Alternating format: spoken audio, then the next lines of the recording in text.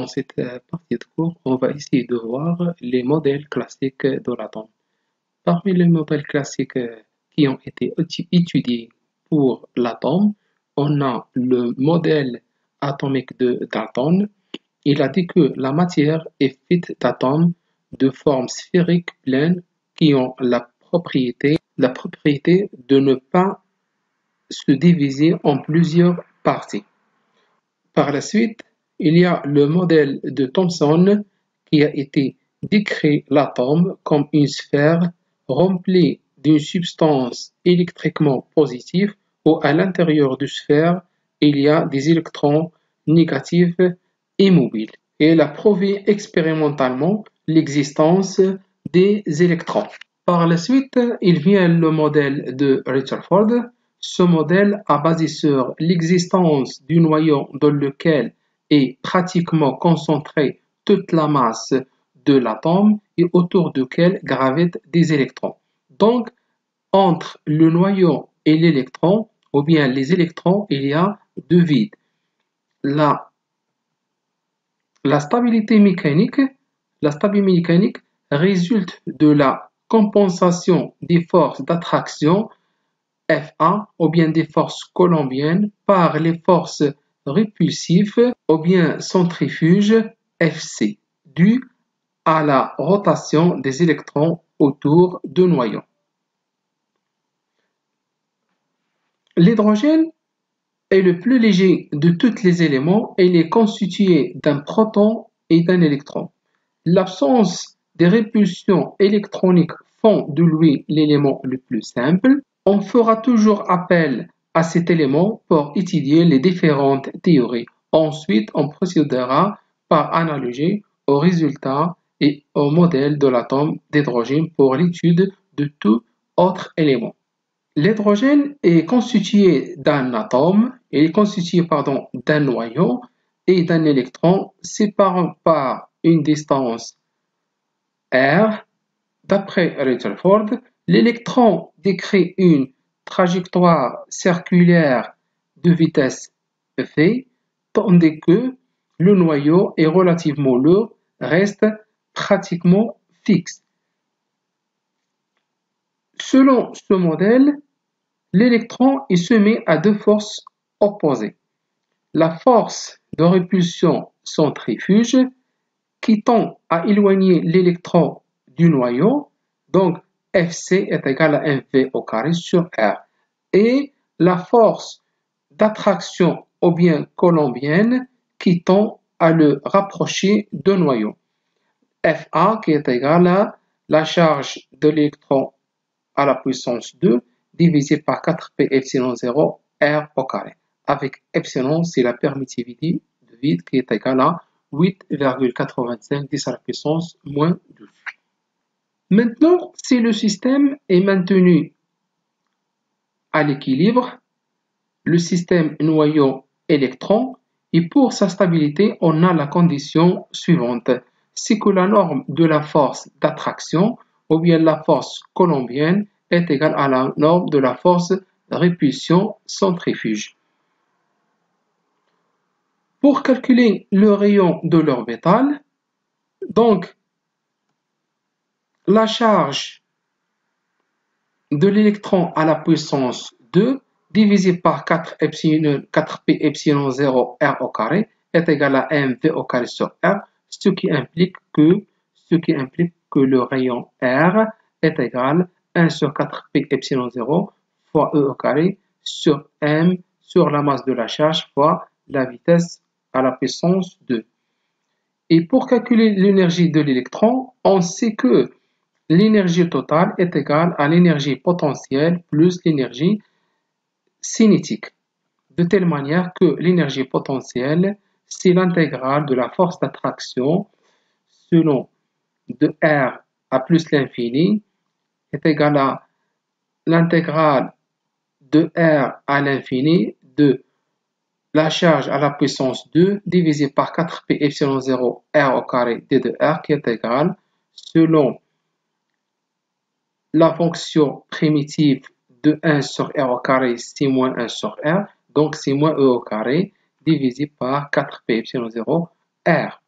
et l'énergie cinétique EC qui est égale à 1 demi m v au carré qui est égal à 1 sur 4 p epsilon 0 multiplié par e au carré sur 2r. En remplaçant m v au carré selon la relation 1, d'où l'énergie totale, donc c'est 1 sur 2 multiplié par 1 sur 4 p epsilon 0 fois e à la puissance au carré 2r. L'énergie de l'électron est en fonction de R de rayon, de R qui est le rayon de trajectoire. Si on se base sur les lois électrodynamiques, il impose que l'électron en mouvement doit perdre de l'énergie sous forme de rayonnement. Par conséquent, l'énergie totale devrait diminuer en fonction de R. Ce qui, donc, une chute rapide d'électrons sur le noyau, ce qui conduit à la destruction de l'atome. Donc, l'insuffisance de modèle de Rutherford. Pour enlever le problème de modèle de Rutherford, perte continue de l'énergie de l'électron, pour cela, Bohr proposa un autre modèle atomique permettant de remédier aux défauts de modèle précédent. Le premier postulat de Bohr, donc, dans l'atome, le noyau est immobile. L'électron de masse m ne peut se trouver que sur des orbitales bien précises ou permises, de telle sorte que son énergie reste constante. On les appelle orbitales stationnaires. Pour le deuxième postulat de Bohr, lorsque l'électron passe d'une orbitale stationnaire à une autre, il émet ou absorbe un quantium d'énergie h nu. Donc, lorsque l'électron passe d'un niveau inférieur à un niveau supérieur, c'est-à-dire on a une absorption, et lorsque l'électron passe d'un niveau supérieur à un niveau inférieur, c'est-à-dire qu'on a une émission. Et par la suite, la variation d'énergie entre les deux niveaux d'énergie, c'est delta E est égal à la valeur absolue de l'énergie E2 moins l'énergie 1 qui est égale à H nu, qui est égal à H6 sur lambda, qui est égal à H bar W. Avec H et la constante de Planck qui est égale à 6,63 10 à la puissance moins 34 joules seconde, V est nu et la fréquence de l'onde électromagnétique associée au photon, H bar qui est égal à H sur 2P et oméga est égal à 2P nu, c'est la pulsation en seconde moins 1, lambda c'est la longueur d'onde en mètres ou bien en nanomètres, c c'est la vitesse de la lumière, c'est 3 10 à la puissance 8 mètres par seconde. Pour le troisième postulat de Bohr, le moment cinétique de l'électron est un multiple entier de la constante h sur 2p, c'est-à-dire mv r est égal à h nh sur 2p est égal à nh bar. N c'est un nombre quantique principal. Avec n, il peut prendre les valeurs 1, 2, 3, 4, ainsi de suite. Ce modèle de Bohr a connu un grand succès et il a permis d'interpréter l'ensemble des raies de spectre de l'hydrogène. L'application des postulats de Bohr conduit à l'expression de l'énergie En de l'électron sur les orbitales privilégiées de rayon Rn. Maintenant, lorsque l'électron occupe l'orbitale d'ordre n, et à partir de ces postulats de Bohr, on peut calculer les rayons et les énergies correspondant aux orbitales stationnaires de l'atome d'hydrogène. Lorsque l'électron occupe l'orbitale d'ordre n, et à partir de ces postulats, Bohr a calculé les rayons et les énergies correspondant aux orbitales stationnaires de l'atome d'hydrogène. C'est-à-dire que mvr est égal à nh sur 2p. Selon le troisième postulat, v au carré est égal à 1 sur mv au carré fois h sur 2p. Et à l'équilibre du système noyau-électron, la force d'attraction est égale à la force de répulsion. Donc, mv au carré sur r est égal à 1 sur 4p epsilon 0 fois E au carré sur R au carré.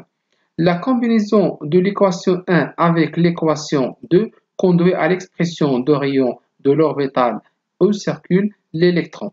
C'est-à-dire que Rn est égal à n au carré, h au carré, epsilon 0, mp, e au carré.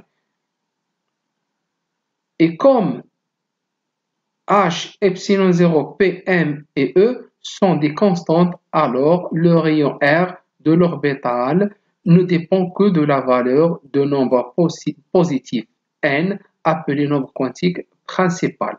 Pour l'atome d'hydrogène, R1 est égal à 5,3 10 à la puissance moins 11 mètres, qui est égal à 0,53 angstrom. Nous avons déjà l'expression de l'énergie totale en fonction de R, qui est égale, donc l'énergie totale est égale à l'énergie cinétique plus l'énergie potentielle est égale à 1 sur 2, 1 sur 4p epsilon 0 fois E au carré sur 2p, sur 2r, pardon. On remplace R par son expression, on obtient l'énergie de l'orbital stationnaire N qui devient ET est égal à EN est égal à moins M E à la puissance 4 sur 8h au carré epsilon 0 au carré fois 1 sur N. Le rayon et l'énergie de l'électron dépendent de nombres entiers n et sont donc quantifiés. Lorsque n différent de 1, donc on a le rayon de l'orbital Rn est égal à 0,53 n au carré et l'énergie de l'orbital n est égal à moins 13,6 divisé par n au carré électron-volt. Le nombre n désigne les couches électroniques de l'atome représentées par des lettres suivant l'alphabet de façon croissante à partir de la lettre K. Si n est égal à 1, maintenant correspond à l'état fondamental, c'est l'état dans lequel l'atome est plus stable. n est égal à 1, c'est-à-dire que R1 est égal à 0,53 angstrom, est égal à A0, appelé rayon de bord. En est égal à moins 13,6, c'est l'énergie fondamentale. Lorsqu'on soumet l'hydrogène ou bien la molécule d'hydrogène sous très faible pression 10 à la puissance moins 3 bar à une décharge électrique créée par un générateur haute tension, on observe une émission lumineuse qui constitue le spectre d'émission de l'atome d'hydrogène. C'est un spectre discontinué constitué de raies ou bien des séries de raies. Le spectre est constitué de radiation monochromatique de longueur d'onde lambda bien définie, spectre de raies. L'expérience a montré que le spectre d'émission de l'atome d'hydrogène présente un grand nombre de raies, dont l'ultraviolet, le visible et l'infrarouge. Les premières raies étudiées se situent dans le domaine de visible. Elles appartiennent à la série de Balmer. Pour conclure, selon le modèle de Bohr, pour l'atome d'hydrogène, l'électron ne peut se trouver que sur des orbitales n de rayon Rn avec une énergie En. Bohr a expliqué les raies observées lors d'une transition entre niveaux électroniques en appliquant le deuxième postulat. Le passage de l'électron d'une orbitale n à une orbitale ou bien à une autre orbitale p se fait par émission d'un photon h nu, donc échange d'énergie. En tenant compte de l'expression de l'énergie totale, on obtient que la variation d'énergie est égale à la valeur absolue EP moins En qui est égal à h nu qui est égal à h sur lambda est égal à m e à la puissance 4 divisé par 8h au carré epsilon 0 au carré multiplié par 1 sur n au carré moins 1 sur p au carré, toujours avec p qui est supérieur à n. Sachant que le nombre d'ondes nu bar qui est égal à 1 sur lambda est égal à la masse de l'électron multiplié par la charge à la puissance 4 divisé par 8h à la puissance 3 epsilon au carré c de factoriel de 1 sur n au carré moins 1 sur p qui est égal à RH multiplié ou bien factoriel de 1 sur n au carré moins 1 sur p au carré, toujours p supérieur à n. RH est égal à 1,097 10 à la puissance 7 mètres moins 1, donc c'est la constante de Richelberg. Par la suite, Balmer a montré expérimentalement en 1885 que les longueurs d'onde de Ray n'étaient pas quelconques et qu'on pourrait les calculer par la formule le nombre d'ondes est égal à 1 sur lambda RH factoriel de 1 sur 2 au carré moins 1 sur m au carré. M, c'est un nombre entier qui est supérieur à 2. RH, c'est la constante de Rydberg. RH est égal à 1,097 10 à la puissance 7 mètres moins 1. C'est la formule empirique de Balmer. En 1908, Reed a généralisé la formule de Balmer de telle manière que le nombre d'ondes est égal à 1 sur lambda est égal à RH factoriel de 1 sur n au carré moins 1 sur m au carré. Cette relation permet de calculer la longueur d'onde pour une transition quelconque. Pour cela, à chaque transition correspond une raie bien définie. Par la suite, une série de raies correspond à l'ensemble de toutes les raies qui font revenir à l'électron sur un niveau donné n. C'est-à-dire que chaque série est définie par le niveau d'énergie finale de transition électronique. Pour la série de Lyman, donc on a n qui est égal à 1 et p supérieur à 1, c'est-à-dire que p peut prendre les valeurs de 3 jusqu'à l'infini. Donc, il se trouve dans le domaine visible. La série de Balmer, n est égal à 2 avec p supérieur à 2, donc il se trouve dans le domaine ultraviolet. La série de Paschen, n est égal à 3 et p supérieur à 3. La série de Brackett, n est égal à 4 et p supérieur à 4. La série de Pfund, n est égal à 5 et p supérieur à 5 et se trouve dans le domaine infrarouge. Par la suite, ou bien à titre d'exemple, si on veut déterminer à quelle transition correspond la radiation H-alpha de la série de Balmer de longueur d'onde lambda 1 qui est égal à 655 nanomètres. Donc, selon la relation de Reed, on sait que le nombre d'ondes est égal à 1 sur lambda est égal à RH, 1 sur 2 au carré moins 1 sur m au carré. Parce qu'on est dans la série de Balmer. Cette transition correspond à la série de Balmer, c'est-à-dire qu'on a une émission de niveau n au niveau 2. Donc, si on fait le calcul, donc on aura n qui est égal à 3. Donc, la radiation correspond donc à la transition n est égal à 3 à n est égal à 2. L'énergie d'excitation.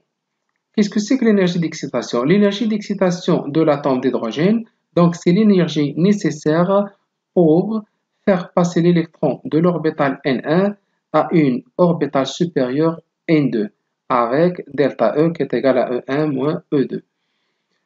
Pour l'énergie d'ionisation de l'atome d'hydrogène est l'énergie nécessaire pour faire passer l'électron de l'orbital n est égal à 1 à n est égal à l'infini. Ce phénomène correspond à l'arrachement de l'électron de l'atome. Pour le cas d'un atome d'hydrogène, donc on a l'énergie d'ionisation est égale à l'énergie de l'état final moins l'énergie de l'état fondamental est égale à moins l'énergie de l'état fondamental est égale à 13,6 électrons-volts. C'est l'énergie d'ionisation de l'atome d'hydrogène. Le modèle de Bohr s'applique également aux atomes les plus simples et ne possède qu'un seul électron. Ce type d'ions sont appelés hydrogénoïdes tels que le hélium+, lithium 2+, le beryllium 3+, et le bore 4+. On peut définir un hydrogénoïde est un ion qui a Z protons plus et un seul électron moins E, gravitant autour de deux noyaux. À titre d'exemple, qu'on vient de dire, c'est le hélium plus, lithium 2+, le beryllium 3+, le bore 4+, ainsi de suite. Donc, on a l'hélium. Après arrachement d'un électron, donc on a l'hélium plus, c'est-à-dire il contient un seul électron et deux protons. Lithium 2+, donc il contient un seul électron et trois protons. Toujours on doit avoir un seul électron. Donc les expressions de rayons Rn et de l'énergie N pour les hydrogénoïdes sont calculés en remplaçant la charge du noyau de l'hydrogène Z est égal à 1 électron par Ze électrons. Donc, les expressions pour l'atome d'hydrogène, on a le rayon Rn est égal à epsilon 0 h au carré sur pme au carré fois n au carré, c'est-à-dire si Rn est égal au rayon de bord A0 fois n au carré, donc c'est le nombre quantique principal n au carré. Pour l'expression de l'ion hydrogénoïde, donc on remplace Z ou bien un électron par Z électron, c'est-à-dire que le rayon de bord devient A0 n au carré sur Z qui est égal à 0,529 avec une précision exacte fois n au carré sur Z. Pour l'énergie En, donc est égal à moins me à la puissance 4 divisé par 8 epsilon au carré h au carré fois 1 sur n au carré, c'est-à-dire que l'énergie En est égale à moins 13,6 divisé sur n au carré. Pour l'expression de cette énergie pour un ion hydrogénoïde, donc c'est E1 Z au carré sur n au carré, c'est-à-dire moins 13,6 Z au carré sur n au carré.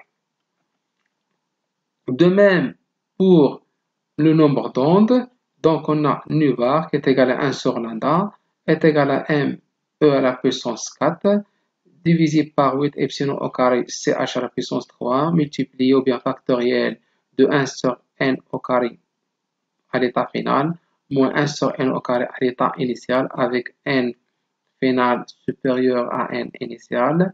Et par la suite, cette valeur ou bien cette expression en remplaçant les constantes par la constante de Rydberg, c'est-à-dire nu bar est égal à 1 sur lambda RH fois factoriel de 1 sur n au carré final moins 1 sur n au carré initial. Et pour cette expression pour un ion hydrogénoïde, nu bar est égal à 1 sur lambda RH Z au carré factoriel de 1 sur n au carré moins 1 sur n au carré 2. Selon deux contraintes, le modèle de Bohr, il décrit les spectres d'émission de l'atome d'hydrogène et des hydrogénoïdes des systèmes monoélectroniques.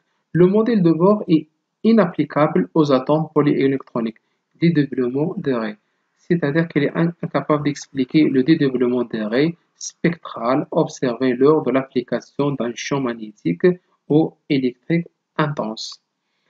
En plus, les concepts de la mécanique classique, vitesse et position, ne sont pas applicables à l'échelle microscopique de la nécessité de trouver une nouvelle mécanique, d'où la naissance de la mécanique quantique ou ondulatoire. Le début du XXe siècle a vu naissance d'une nouvelle mécanique appelée mécanique quantique, capable d'étudier des systèmes microscopiques. On commence ce modèle quantique de l'atome par le postulat de Broglie, prix Nobel 1929. À toute particule d'un corpuscule de masse m animée de la vitesse v, on associe une onde dont la longueur d'onde est déterminée par la relation de Broglie, c'est-à-dire lambda est égal à h sur p ou lambda est égal à h sur mv. Avec h c'est la constante de Planck, en joule seconde, lambda en mètres, m c'est la masse en kilogrammes, v c'est la vitesse de la particule en mètres secondes moins 1. À titre d'exemple, à un électron animé d'une vitesse v est égal à 10 à la puissance 7 mètres secondes moins 1, il associe une onde telle que, par application de postulat de Broglie, lambda est égal à h sur p est égal à h sur mv. Donc, si on fait une application numérique, donc on aura lambda qui est égal à 0,73 10 à la puissance moins 10 mètres. À l'échelle macroscopique, ces ondes de Broglie n'interviennent pas. À l'échelle atomique, donc il est impossible de déterminer avec précision et simultanément la position et la quantité de mouvement d'une particule. Donc, l'incertitude sur la position delta x est liée à l'incertitude sur la quantité de mouvement delta, de telle manière que que, ou bien cela se traduit par la relation delta x fois delta p est supérieur ou égal à h sur 2p. Delta x, c'est l'incertitude sur la position. Delta p, c'est l'incertitude sur la quantité de mouvement. H, c'est la constante de Planck. À titre d'exemple, et pour un objet microscopique tel que la particule d'électrons de masse 10 à la puissance moins 30 kg, qui a une incertitude de vitesse delta v qui est égale à 1 mètre par seconde, selon le principe d'incertitude d'Heisenberg, m delta x fois delta v est supérieur ou égal à 10 à la puissance moins 34. Alors delta v fois delta x est égal 10 est supérieur ou égal à 10 à la puissance moins 4. C'est-à-dire que delta x est égal à 10 à la puissance moins 4.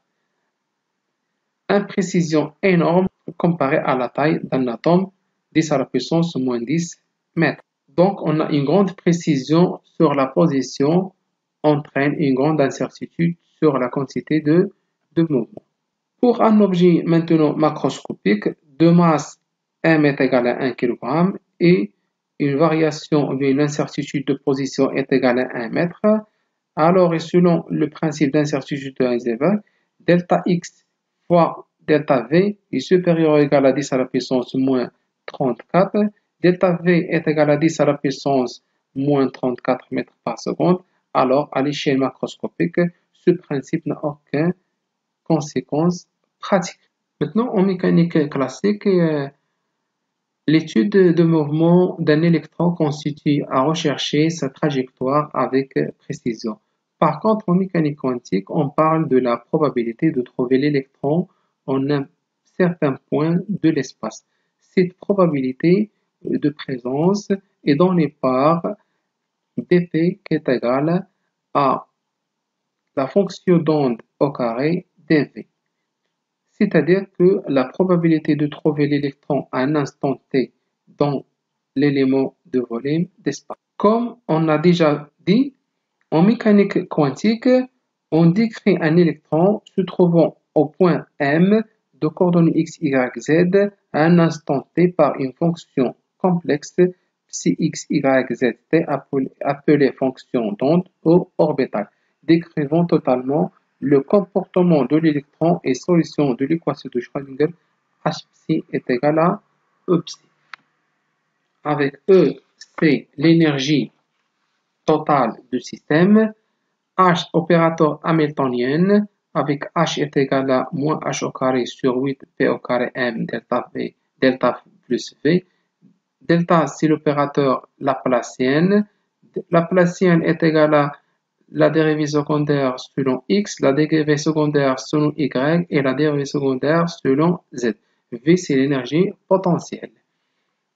La résolution de cette équation conduit aux différentes valeurs de l'énergie et de la fonction d'onde et font apparaître trois nombres appelés nombres quantiques n, l et ml.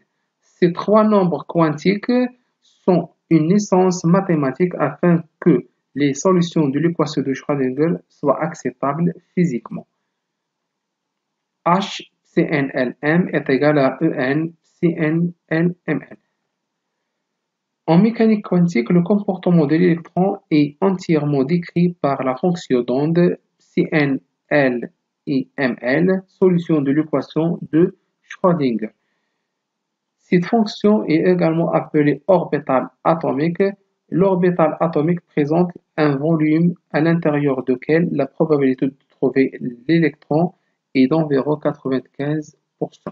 Pour la fonction d'onde psi ou bien orbital atomique, il fait intervenir quatre nombres appelés nombres quantiques qui caractérisent l'état d'un électron dans la résolution de l'équation de Schrödinger. Ces quatre nombres quantiques n, l et ml et ms. Donc, le nombre quantique principal n, c'est un entier positif non nul. Il caractérise les couches ou les niveaux d'énergie avec n qui est égal à 1, 2, 3, ainsi de suite. Plus n est élevé, plus la taille de l'orbital et l'énergie sont importantes. D'une manière générale, donc lorsque n est égal à 1, on a la couche K. Lorsque n est égal à 2, on a la couche L. Lorsque n est égal à 3, on a la couche M. Lorsque n est égal à 4, on a la couche N. Alors, lorsque n est égal à 1, la couche K contient au maximum 2 électrons. Pour n est égal à 2, la couche L avec 8 électrons au maximum. Puis, lorsque n est égal à 3, c'est la couche M avec 18 électrons au maximum. Le nombre maximum d'électrons que peut contenir une couche n est 2n au carré. Pour le nombre quantique secondaire azimutal noté L, ce deuxième nombre quantique caractérise la forme de l'orbital. Il définit une sous-couche électronique E à ce niveau d'énergie. Sa valeur est fonction de celle d'un nombre quantique principal n. Ce nombre quantique est un nombre entier positif en nul avec L qui est comprise entre 0 et n-1. Pour un nombre quantique principal n donné, L prend n valeurs. La sous-couche électronique est généralement dessinée par une lettre minuscule au lieu de la valeur numérique de L. Donc, pour une valeur de L qui est égale à 0, on a une sous-couche ou bien une orbitale S. Pour L est égal à 1, on a l'orbital P. Pour L est égal à 2, on a l'orbital D. Pour N est égal à 3, on a l'orbital F. Le nombre quantique magnétique M, L. C'est un nombre entier qui prend toutes les valeurs entières allant de moins L à plus L, c'est-à-dire que ML est compris entre moins L et plus L, soit 2L plus 1 valeur de ML. Il définit une case quantique. Pour symboliser graphiquement ce nombre quantique, on utilise un rectangle qui peut être rempli par 0, 1 ou 2 électrons. Ce nombre définit le nombre d'orientation de l'espace que peut prendre l'électron lorsqu'il est soumis à l'action d'un champ magnétique. Pour L donné, on a 2L plus 1 valeur de ML, donc 2L plus 1 orbital atomique. Pour chaque valeur de N, on a n valeur possible de L et n au carré valeur de ML. Donc, lorsque L est égal à 0, ML est égal à 0 et l'orbital qu'on a, c'est l'orbital, et l'orbital atomique qu'on a, c'est l'orbital NS. Pour L est égal à 1, ML peut prendre les valeurs moins 1, 0 et 1, donc l'orbital atomique qu'on a, c'est MP. Donc, c'est trois orientations, Px, Py et Pz. Lorsque L est égal à 2, ML peut avoir les valeurs moins 2, moins 1, 0, plus 1 et plus 2. Elle prend l'orbital atomique qu'on a, c'est l'orbital NT. Donc, on a 5 orbitales atomiques dégénérées. Donc, dxy, dxz, dyz, dx au carré moins y et dz au carré. Pour récapituler, donc pour une valeur possible de n, donc on a n est égal à 1. Les valeurs possibles de L, c'est 0. Le symbole de la sous-couche ou l'orbital atomique, c'est un S. ML prend la valeur 0. Donc, on a une seule orientation, c'est-à-dire une seule case quantique. Pour N est égal à 2, la valeur possible de L, c'est 0 avec un symbole d'orbital atomique, c'est 2S. On a toujours une seule orientation, une seule case quantique. Ou bien, la valeur L peut avoir la valeur 1 avec une orbitale de P, c'est-à-dire ML peut avoir moins 1, 0 et plus 1. Trois orientations, c'est-à-dire trois cases quantiques. Lorsque N prend la valeur 3, donc les valeurs possibles de L, c'est 0, 1 et 2. Donc, pour L est égal à 0, on a la sous-couche ou bien l'orbital 3S avec une seule orientation. Lorsque L prend la valeur 1, on a l'orbital atomique C3P avec ML qui est égal à moins 1, 0 et plus 1, c'est-à-dire trois orientations, trois cases quantiques. Et lorsque L est égal à 2, on a l'orbital 3D, c'est-à-dire ML prend les valeurs moins 1, moins 2, 0, plus 1 et plus 2. 5 orientations, 5 cases quantiques. Nombre quantique maintenant pour le nombre quantique du spin ms ne renseigne sur la rotation de l'électron sur lui-même. Ce mouvement porte le nom du spin de l'introduction d'un quatrième nombre quantique ms, nommé nombre quantique du spin ms. Deux orientations sont possibles. ms peut avoir la valeur plus 1, plus 1 demi, et ms peut avoir la valeur moins 1 demi. Chaque électron est décrit par un quadruplet n, l, ml et ms. Ainsi, chaque électron aura sa description quantique assurée par un quadruplet unique, le quadruplet n, l, m et ms. À chaque état n, l, ml et ms du système correspond une fonction d'onde si n, l, ml et ms est une orbitale atomique notée OA. Cette fonction d'onde est une fonction purement mathématique et il est en fonction des coordonnées de l'électron. Il est défini par les trois nombres quantiques n, l et ml, notés psi, n, l et ml. À titre d'exemple, donc l'orbital 2s est représenté par la fonction d'onde psi. Donc, c'est le niveau, lorsqu'on a 2, c'est-à-dire c'est le niveau 2. Lorsqu'on a S, donc c'est S, c'est-à-dire que L ne peut avoir que la valeur 0.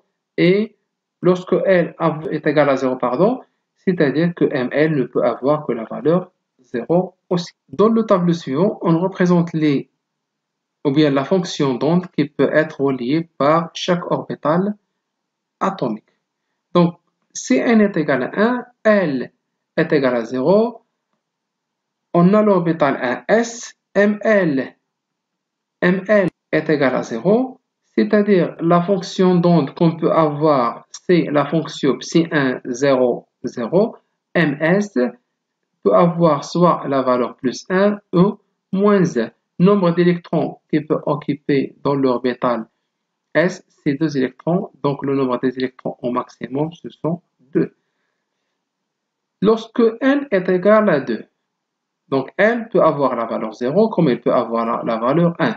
Lorsqu'on a L est égal à la valeur 0, c'est l'orbital 2s. Et lorsque L est égal à 1, c'est l'orbital 2p. ml est égal à 0, ou bien ml est égal à moins 1, 0 et plus 1. Dans le premier cas, la fonction d'onde qu'on a, c'est psi2, 0, 0. Et dans le deuxième cas, lorsque L est égal à 1, donc on a trois fonctions, c'est psi de 1 moins 1, psi de 1, 0 et psi de 1, 1. Donc l'orbital S contient 2 électrons, l'orbital P contient 6 électrons parce qu'on a 3 orientations. Et par la suite, le nombre d'électrons que je peux avoir dans ce niveau n est égal à 2, c'est 8 électrons. De la même manière, lorsque n est égal à 3, donc L est égal à 0, on a l'orbital 3s, ml est égal à 0, la fonction d'onde c'est psi3, 0, 0, elle contient 2 électrons. L est égal, toujours le nombre n est égal à 3, le nombre L est égal, prend la valeur 1, donc l'orbital qu'on a, c'est l'orbital 3p, ml peut avoir la valeur plus 1, 0 ou moins 1, les fonctions d'onde qu'on a, c'est psi3, 1, moins 1, psi3, 1, 0, psi3, 1, 1. Donc 6 électrons, il peut avoir dans cet orbital. Et pour L est égal à 2, on a l'orbital atomique C3D et ml, il va avoir 5 orientations, donc c'est plus 2, plus 1, 0, moins 1 et moins 2. Et la fonction d'onde, c'est psi3, 2 avec L qui prend les valeurs moins 2, moins 1, 0, 1 et 2. Donc il va avoir des électrons. Et le niveau L est égal à 3, donc il va avoir au maximum 18 électrons. Donc pour une valeur donnée de L, il y a une valeur possible de L, et pour chaque valeur de L, il y a 2L plus 1 valeur de ml.